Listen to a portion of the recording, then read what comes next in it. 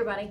Sean and Kelly here, Price and Price Group of Samson Properties, and what are we talking about? I love this. We are going to go through 4 at a time, 32 ways, this is for our buyers, 32 ways to get your offer accepted in the Northern Virginia real estate market. Nice, here we go. Okay, so we are going to dive into strategies that buyers can use to get their offer accepted. And there's gonna be some that are very, very obvious. Yes. There are gonna be some that you're gonna be like, oh, that's quite interesting. Sorry about that. I think it was a gray one. So I think it's gonna be interesting. I think it's gonna be good. Yeah. Now, at the time of the recording of this video, we are in a seller's market. So but not the same. Yeah, it's not the same. Not the same as it ever was. Not as aggressive as it has been, Yeah. but it is still a seller's market. So a lot of this is geared towards that.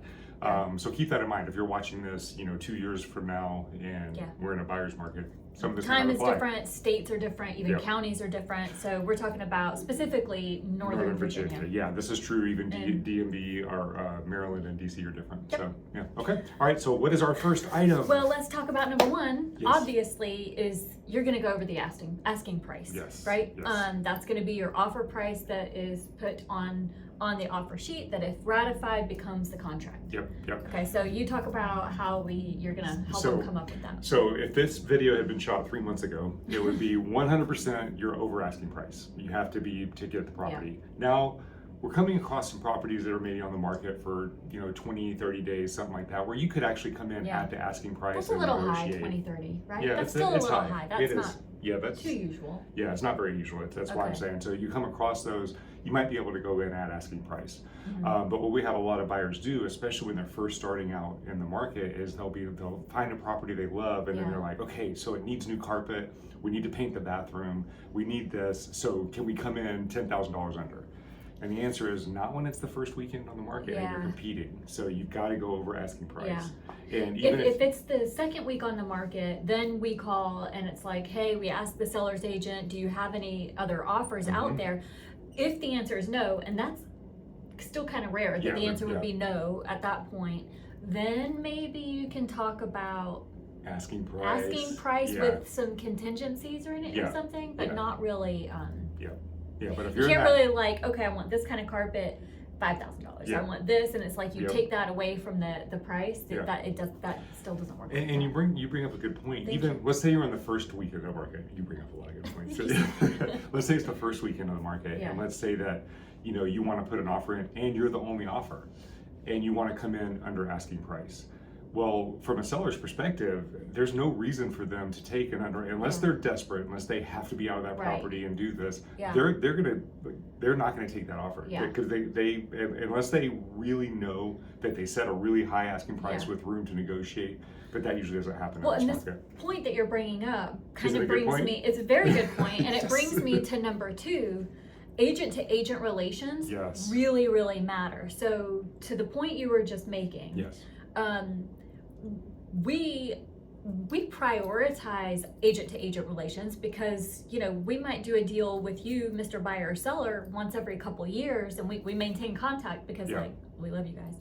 But with our agents, we're usually doing deals regularly, and we gotta be truthful, honest, quick, and respectful. Yes, very respectful, and we make a name for ourselves. So talk to me about what that would look like. What you were just saying, if it had been on the market for maybe a week, then you usually call the agent and they'll spill the tea, right? Hey, they actually need to get out sooner, right? You can strategically ask questions to buy sellers agents to where they may give you information you can use to know how to write the offer, and that relationship is very important. For 2 reasons. Number one, for them to be honest with you, because if they know you and they know that you bring buyers that can close the transaction, they're never going to go against what is in the best interest of their client. Right. But they might be able to say, hey, what's most important to them is the timing, right? And no contingencies. If we can get this deal done in 2 weeks, then they might be willing to take a little bit less. So that's the kind of thing that when you have these good agent relations, you get into those conversations. Yep, and that's in those, when it's been on the market for a little bit. But if you're in a multiple offer situation, the agent-to-agent relationship is important, because if you, for example, if the agents know that you submit clean contracts as an agent, that's going to get your offer not automatically kicked out of the list, because there's so many details, and they have to know that the agents will get the process to closing. We've actually gotten our clients' offers accepted in multiple offer situations at least a couple of times that we've heard of just this year, and they've said, because I know these agents, I know they close on time, I know their buyers are pre-approved, like real pre-approvals, and even if they were like a few $1,000s net under what the other offers were, right? So because they knew, so that's a huge thing. Huge. Okay. So number one is be real about the price. Number two is relationships matter, so make sure you're with an agent. Make sure you feel comfortable with your agent, because if your agent's kind of condescending to you, they're likely going to be that way with other agents, which will repel other agents, which weakens your position in a multiple offer situation. And if they talk bad about other people, that's like, we know who these agents are. Like we know this. And so when they come across our desk in an offer, it's kind of like, what's this going to be like? Also, let me make a point. We're with an agent, right? Yes. So sellers agents, if we're getting just somebody who's unrepresented, that's a lot of work, and there are a lot of cracks that things will slip through, and it's just not the safest bet for our sellers. Well, we have so do have an agent. It's much better than going it alone. That's a really good point, because we had one transaction that we did that the agent, the seller I want everybody to know that's 2 good points I've made so far. Those points. The buyer was unrepresented, and we were representing the seller, and we helped the buyer write the contract. We couldn't advise them on anything, but they let a contingency expire, and then they wanted to void the contract after, and there's nothing we could do. Nobody was there guiding them.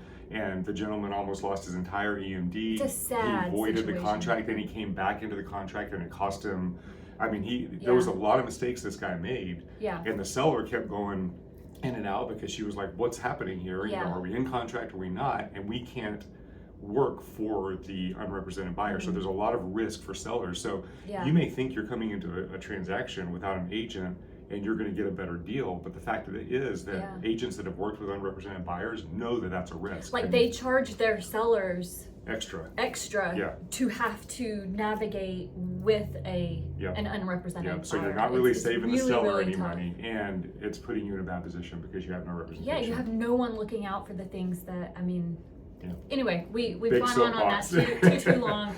All right, so that was 2A. Item number 3. Yes. Lender. Consider using a local lender that has a good reputation. Okay. Let me speak to this for a second. And a lender, not necessarily the bank. Right. We have lenders from some banks that are horrible, but they have other lenders from the same bank that are great, and we know that. So and that they are not going to fake you out because it's their job, right? Okay, so I have my lender's license. You guys who watch this regularly, you know that, right? But it's inactive after however long I did it, right? And I learned relatively quickly that I am amazing as your real estate agent. Like, I know the shit. But as a lender, I'm like, there are so many out here so much better than me. Like, you have to, if that were my only job, I would still be doing it, because you got to bring home the bacon, and I'd be like pounding the pavement and going for it, because I don't have to. You've got to understand there are other lenders out there who do work like that because they have to. And it doesn't mean they're all created equal. And and like you said, it's not just the company they work for, it's the agent. It's the actual agent. And this is another reason for having a realtor, and I hate to keep beating this in, but if you're working with a lender, the lender does not have a fiduciary responsibility to you, meaning they have to look out for your best interest. Now, a good lender is going to. The one, Tatiana, the one we're always on here with, the Mortgage Minute, and there are several others, right, that we work with. There are. But there are some lenders that don't, and they don't know about deadlines. They don't care about your earnest money deposit. They just are working the transaction based on what they're trained in. And you have to have somebody that's looking out for your best interest to stay on top of that lender to make sure that they're meeting the deadlines and they're getting these things done. Let me speak to something on that just happened recently. You made a great point. Okay. But okay, so the lender, the loan officer, right? they are working for you, the buyer, and they're great, and they might be really, really responsive to you, and they might know everything about their processing and their underwriting and your loan and your situation and all this. What you really have to keep in mind, you don't know everything about your real estate contract. Your lender doesn't know everything about your real estate contract. They know everything about their box of goods. And you know everything about your personal stuff and your work and everything. We know everything about your contracts. And which is what is your legal binding obligation. We just had it come up where a buyer is like, hey, for these reasons, it's going to be more convenient if I delay settlement and all of this. And I'm just letting you know that we don't have to rush. And they told their lender this. So when we're calling like, hey, what's going on with the appraisal? What's going on with this? The lender's like, oh yeah. They are thinking about maybe delaying settlement a little bit. So we haven't ordered this yet, or we haven't ordered that yet. And we're like, they can't do that, right? Because they're going to be in breach of contract. And what lenders don't understand, and you, Mr. or Mrs. Buyer, seller, don't always understand, is a seller could have ratified your contract. Here, you're under contract. They don't have to disclose to your agent that they may have taken a backup offer that came across their desk after yours did that might be better. And if you blink an eye on some of the details of your contract, you miss one little detail, they might have the email ready and waiting, notice that we are voiding this contract based on whatever line, paragraph, and page, and then they're going to activate that backup offer that was better for yours. So you lose the property, or you may lose the property and your earnest money deposit. I mean, yes. Okay. That's all I'm going to say about that. It's stressful, right? This is like I need a drink. We take it really seriously. We take your money seriously. It's your family, right? It's your home. Yeah. Okay. Not that they don't, but they don't know. They don't know what they don't know. Yeah. You don't know what you don't know, and we know it. We know it. I also know the lending stuff. I'm just not great at doing the lending. All right. It's heartbreaking. So number one, yes, you have to be realistic about the price and strategic. Put your best foot forward, depending on the situation. Number two, relationships matter. Number three, consider using relationships matter. Agent relationships matter. Number three, consider using that local realtor. Yes. Get a number four, as a POFA. Yes.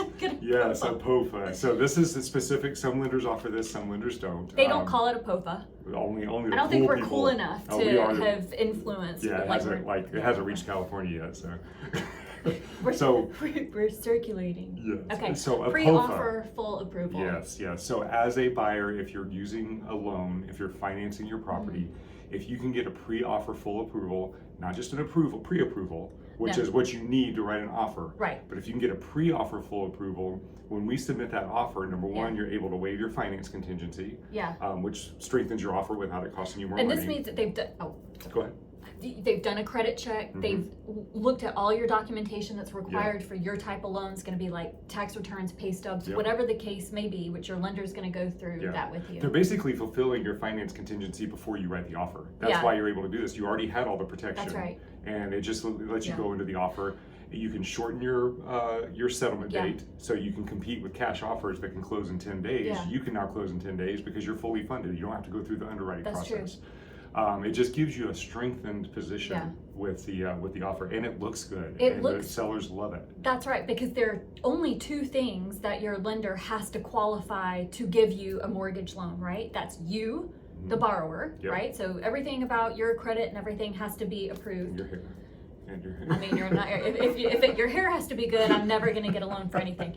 And then the other thing is the property. They have to approve the property. So you can. The pre-offer full approval is where they've done everything for you. You're great. You're golden.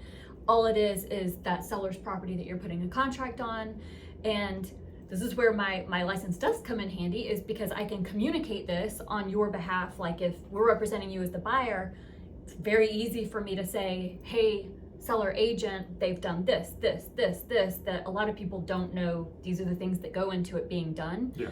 And then if we are representing you as a listing agent, we know to ask. Every offer that comes in, it's like, don't tell me that's a pre-approval. They use pre-approval, pre-qualification. You can use them interchangeable sometimes. And you have to know how to get on the phone and ask the specific questions. So that pre-offer full approval, or POFA. POFA. Is the bee's knees. Yes. And at a minimum, before you're looking at properties, get your pre-approval. You Yeah. have to have at least a pre-approval Yeah. to submit an offer. And you need to know your budget. You don't Yeah. want to be looking at properties and then find out your budget's $300,000 cheaper, and then there's nothing that going to fit your needs because you've had your heart set on this other price point. That's true. And wait, before you cash buyers, hit screw Delete. this. And I'm not watching you anymore. We should have said this sooner. Instead of sending this pre-approval, you would have to have your proof of funds, Yep. right? So this is going to be bank Your statements. puffins. I don't know if we can try to slide another one Yeah, out I there. don't know. Yeah, you have to have proof of funds if it's going to come from like IRAs or some sort of investment.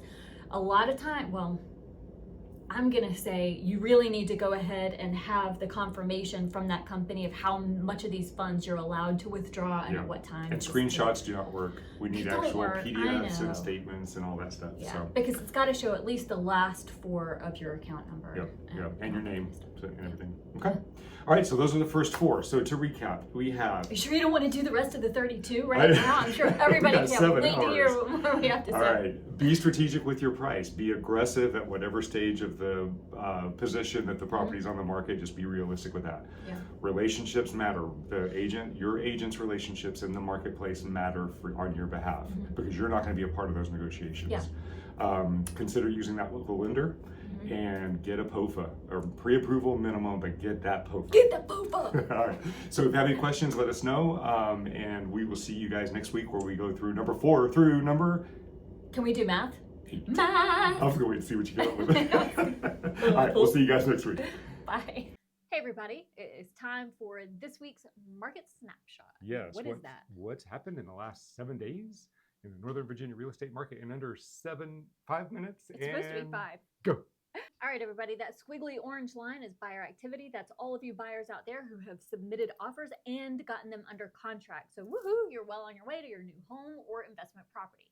The squiggly blue line, that is the new active listings that have come on the market. This does not include coming soons. Yep.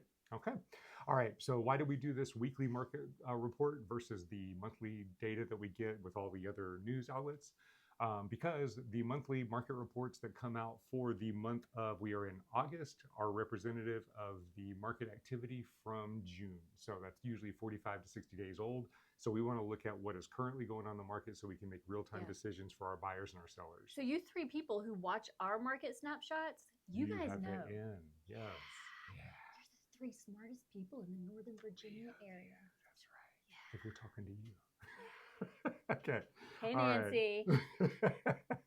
All right. So orange line, as Kelly so eloquently stated, is the buyer activity, and it's kind of flatlined over the last couple weeks, which we expect because we have had school starting, so we had a lot of buyers traveling and being preoccupied with getting ready to get the kids to school. So we always and those of us crying. Yes. For those kids leaving. Anyway, empty nesting syndromes, which makes perfect room for downsizing. But inventory now. Also, I like to buy stuff. When we did buy a car. Yeah. Oh. You let me buy a car during your remote. Oh my gosh, I got You took. didn't even know. I got took. No, it's not my fault. Lorelai is now driving. That's so true. you gave her your car. It was Oh very my smart gosh. and wise of you. And so I needed to buy you a I car. cannot believe I got took. Oh my gosh. I can't I believe can't it's believe I taking didn't you this figure it long to out. realize it. Okay, so some buyers are very active. I didn't buy a new house. This is true. Inventory, however, has diminished significantly. So we were on That's an why I didn't upward buy a new trend. house. We were on an upward trend. It was a steady upward trend of inventory, but the last 4 weeks it's been dropping. And buyer activity was on a steady downward trend, but in the last few weeks it has started to level off. So what that has done is, for the strength of our sellers market, you can see that we are moving back up into a stronger sellers market. Yeah. Where this is going to go for the election season.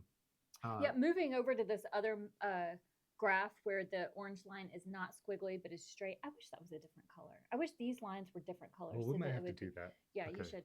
That is a normal market. It's Yeah, the even, it's orange not line. a seller's market or a buyer's Yes. market. But then the squiggly blue line on this graphic, which should be different, showing you this week's state of the market. So I'm so glad you said that, because I quite often think people understand that. So Kelly is right. Anything above. We're going to change those colors. anything above, Kelly's going to design a whole graph. Anyway, we're getting long-winded here.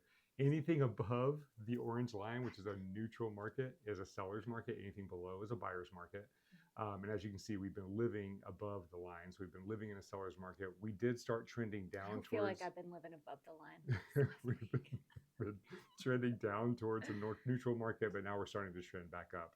With the interest rates starting to come down, we do expect the market to start picking back up. It may take a little longer than normal because of the election cycle. That tends to kind of muffle, all right, kind of muddy up the expectations. Yeah, I like muddy.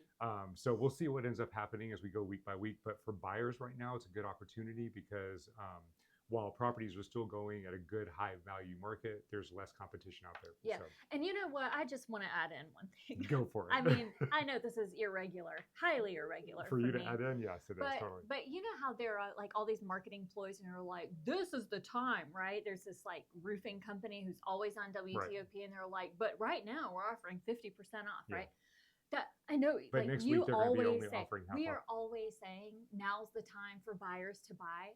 I realize that, but we have the friggin' graphs to prove it, right? We haven't been in a buyer's market forever.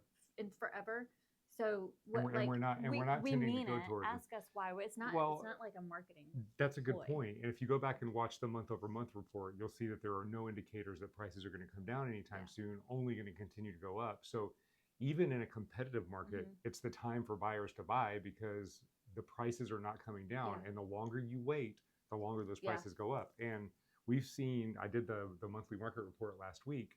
We saw that in the last 2 years, we've had a 16% increase in property value. Yeah. So if you've been waiting for 2 years for the prices to come down, and let's say they drop 5%, you're, what's that, 11% in the negative because you waited for 2 years. So and whatever you feel about it, like they shouldn't, they're too high, whatever, it doesn't change the facts, right? We were just talking to someone yesterday, a seller. He said that his mom listed her house, or sold her house a couple of years ago because she listened to the Nation stuff. The Nation stuff, and she sold it right before. That was saying now's the time because the market's about to drop, and she's like, I have to sell my house now to get top dollar, and she didn't have to sell. Move. She just wanted to not lose money in her house, and she hates it. She doesn't like she didn't even find a new place to buy. She's been renting and is so regretful because she's watched that house that she sold, that value continue to go up. So our area is different than nationwide. Yeah. So listen to us. The three of you that are listening, keep listening. See, I just did this because you said 7 minutes. I'm like, I've got a couple 2 minutes. I need to fill in to make you not a liar. All right. We'll see you guys on next week's report. Bye. Bye. Hey everybody, and today we have with us again our lovely Tatiana, I believe, Lopez from Prosperity Home Mortgage. Hello, my friend. Hey, Tatiana. Hello, how are you? Good. This week's Mortgage Minute. I'm excited. It's been a bit. All right, tell us what's going on. It's been a while. Let me tell you what's going on. So, rates are actually at all-time lows in 2024. Okay. We got for the last week, they remain steady. We didn't do this mortgage minute for a couple of weeks. So the rates are around 6.68 for 30-year fixed, and jumbo is almost the same. Remember a few weeks ago, well, you can see here actually in July, the jumbo is light blue and 30-year fixed is in red. The jumbo was much higher, so now they're right next to each other, and 6.7 interest rate, and government loans, FHA, VA, they're always lower at 6.38. So that's fantastic about the jumbo. And so the rates for a couple of weeks they remain steady, low, and all times in 2024. And September interest rate cut is now teed up, and Fed minutes released on Wednesday, they said that vast majority of policymakers felt that if data came in as expected, the September cut was likely to be appropriate, that is going to happen. So let's see what actually the predictions are. And again, so we remember that Fed cuts prime rate, it's really not directly affects mortgage rates, but indirectly, what depends on the commentary. Of course, it's gonna have effect temporarily on the mortgage rates. They're probably gonna drop. They're probably gonna drop just for a moment, and they just gonna correct themselves back up again. So if somebody is buying right now, at the time when it all happens, maybe they want to, when the rate drops, they want to lock it in, and not to wait for anything better. That's what I would do, because typically it drops, but then it goes back up again, bounces back up. So, but let's see what the predictions are for the rest of 2024. So Freddie Mac is saying the rates will remain elevated through the most 2024. The mortgage gain giant expect that mortgage rates remain at around 6.5% and through the end of the year, and then descend below 6.5% in 2025. Okay. Fannie Mae thinks that rates will average at 6.8 in the third quarter and 6.7 in the fourth quarter, and that they forecast the downward trend will continue into the next year, and the 30-year fixed rate will average at 6.5 in first quarter of 2025. So they kind of like think the same as Freddie Mac, right? NAR, National Association of Realtors, think that rates will average 6.9 in the third quarter, and they forecast that fourth quarter rates will be between 6.5 to 6.75. And finally, the Mortgage Banker Association thinks that rates will average 6.8 in the third quarter, and then it will trend down. So it will then land at 6.6 in the fourth quarter, and they think that it will go down next year to 6.4. So it's not going to be humongous drop. Nobody thinks that that's what's going to happen. So they're gonna be in mid-6.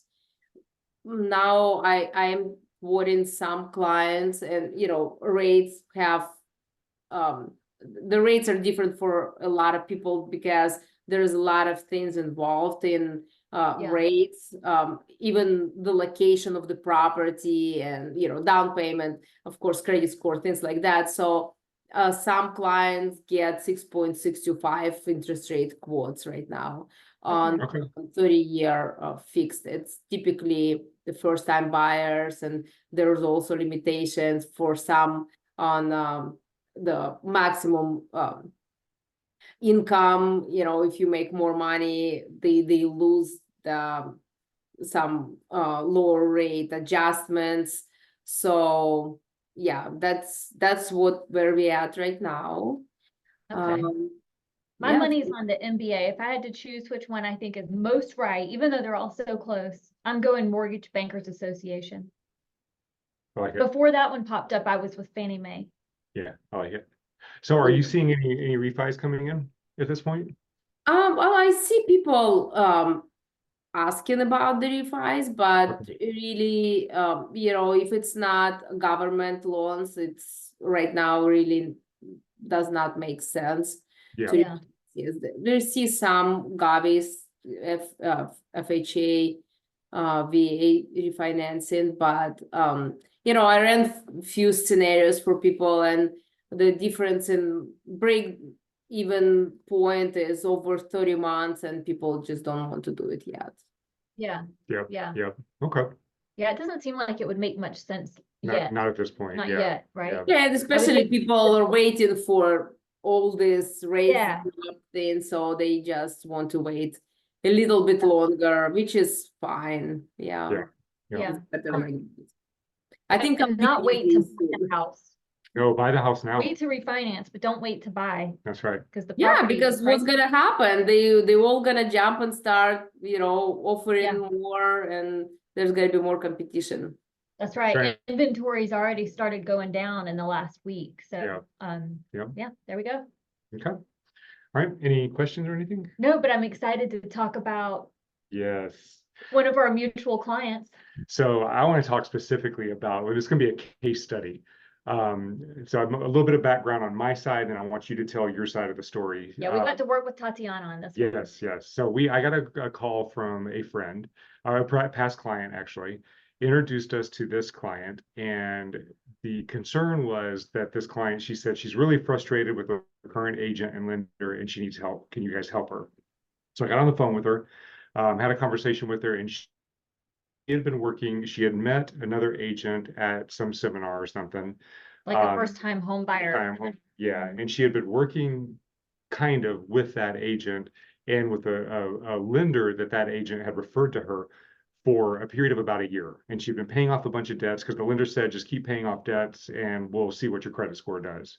And so she had been doing this for about a year and had paid off a bunch of debts and kept calling the lender. She said they never followed up with her. She kept calling the lender and she never got any good news. The credit score was not improving for her to be able to qualify for a mortgage.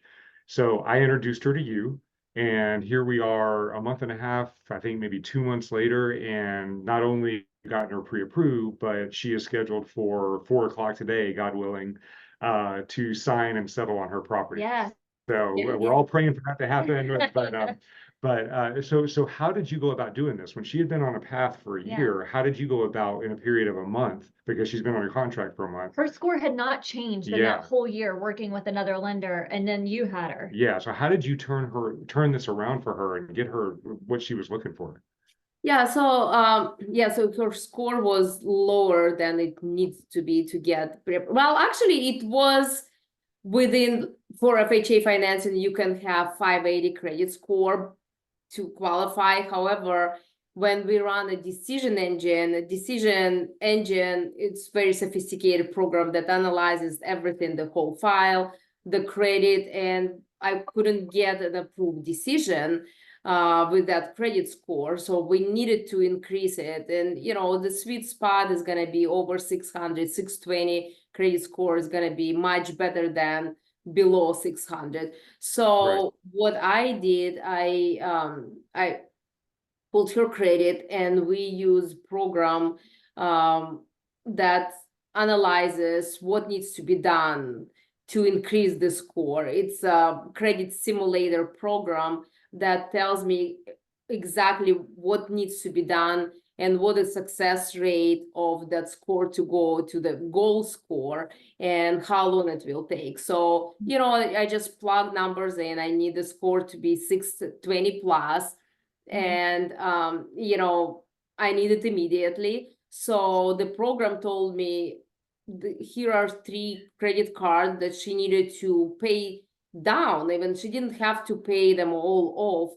She needed to pay them down to a certain balance. And, to kudos to her, she really listened and she did exactly what I told her to do. That makes a huge difference too, because, if system tells me the balance needs to be $10, you'll be surprised if you put 0 instead of 10, the score will go down. So there needs to be a sweet spot there, and the system knows exactly, and it tells me the balance needs to be $10. I had the situations before with different clients when I tell them you need to have this $325 weird balance in there, but they think, oh, it's just $325 less, I'm just gonna pay it all off. But then it actually does opposite. It lowers their credit score. Doesn't help. So, but she did exactly what I told her. She provided. She actually asked me at one of the tours, she said, hey, I'm about to pay off my car. Do you think it'll help my score? And I said, do not touch that payment. Call Tatiana. And she called you and you said, don't do it. You said, keep that cash, use it for settlement because it'll actually lower the score. So you're right. She followed every instruction. Everything. Yeah. She did. And so when she sent me confirmations of new balances, I sent them in to the company that we use as a third party between us and all 3 credit bureaus, and they did manual rescore. They didn't wait until months later when score goes up by itself. So they did the rescore within, I think, 48, 72 hours. We already had business hours. We already had 620 plus credit score. And I was able to, I had to play with numbers in there. I had to actually, I couldn't get approved decision right away. I had to actually increase her reserves. She needed to show that she had some money left after she brings Okay. whatever she needs to bring to settlement. She has some cushion in there. Yeah. So I played with it for an hour or more, figuring out that I needed her to show 5 months of worth of mortgage payment left in her account, and that it worked. So here we go. She's settling today. That is awesome. And I want to give you a ton of credit here, because you just said you spent an hour playing on this file. If we have an issue with a client, or we have a new client, I'll send them to you and you're on the phone with them within 5 or 10 minutes. You are a very, very busy person. You have a lot of files that you're juggling. And for you to be able to go and spend an hour on one specific file for a very small transaction, this is not a large transaction. This is a very small first-time home buyer transaction. You gave that the same attention you would a $4 million transaction. Yeah. So kudos to you for doing that. And that just shows the passion that you have for each and every client, no matter what the transaction size is. Well, thank you so much. No, yes, absolutely. It doesn't matter what the loan amount is or who it is, what gender, or it doesn't really matter. What matters is the person, right? And I wanted her to have a house, and I wanted to get her approved. Like, what the heck? We were working on it so hard, and I needed her. And that's what I do. I like it. It's creativity of.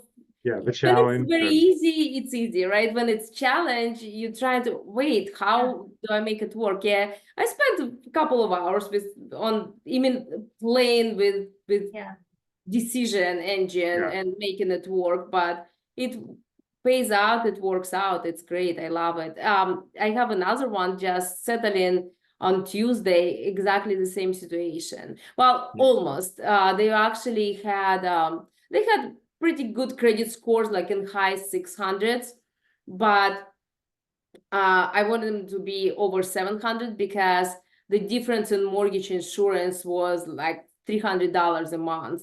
So it was just a better deal for them, and it was possible for them to increase their score in short period of time to over 700. So they did the same thing, and it was pretty good as well. That's awesome. Well, we hit all the time on these videos about the people that we work with, like the other agents, and then the loan officers and title companies, and the importance of those people that we refer our clients to and everything. And that speaks to exactly what we're talking about. As someone who doesn't see numbers or properties or timelines or whatever, they see the person and the situation, and then really wants to make it all happen. And that's one of the things. That's why we love you. Thank you. And so I will certainly update you as soon as the settlement happens in approximately 2 hours. The seller is signing right now. So assuming that happens, then we should be good to go. Oh, well, so if they're signing, that's it. We're hoping that POA is enough. Right. So this was everybody. This was not like anything to do with the loan, or it was that we had a power of attorney that had to come all the way from China. And it got delivered today. But 2 points I want to make before I let everybody go is why this deal ended up working out so beautifully. Well, I don't know if that's what I want to say. Well, I'm gonna give kudos to you guys too, because without you, it wouldn't happen, right? Because you took your time as well to help her, and you took on the challenge, and you connect her with right people, and you found her right place, because you showed her few properties. It wasn't just easy transaction for you either. And speaking of the situation with power of attorney coming from different country, and it was like last moment, you had to get on the phone with the courier that I'm not gonna name for whatever purposes, but you got on the phone that it wasn't your client's power of attorney, it was different, the sellers, but you took your time and you called, you're trying to figure out how to make it work. where they need to go to pick up that power of attorney. And, Yeah. bravo, I mean, you're wonderful. And Thank you. I Yeah, can't that means thank a you lot. enough for all your Coming business. from the legend. I'm Well, and just speechless. imagine if we had all, gosh, if we had had her a year ago, it's like she wouldn't have spent that whole year paying off things that she probably didn't need to pay off. She Mhm. wouldn't have bought this year's prices. She would have bought at last year's price point That's a good point. and all of that. It's hard So, telling what that cost her. yeah. So Yeah. I'm Yeah. really, I mean, I think everything happens for a reason and at the right time. Yeah. But I'm really glad that we all got together now so that she's not paying next year's price. That's right. Exactly. That's right. Yeah. And to her credit, she listened, like she did the pre-offer inspection. Yeah. She was all in on that. She was every single thing detail. we told her, every single detail. She did it. Every detail. So she was a great client. Yeah. I love this whole group is really, really great. Yeah. So we're all gonna like, woo, this afternoon. All right. Well, thank you. Thank you again for helping her. That was so Thank you. important. I've got some other challenging clients with you right now, so hopefully we can pull off another miracle and shoot another video with them.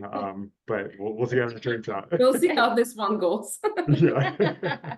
All right. Have a good day. All right. We'll see you next week. Bye.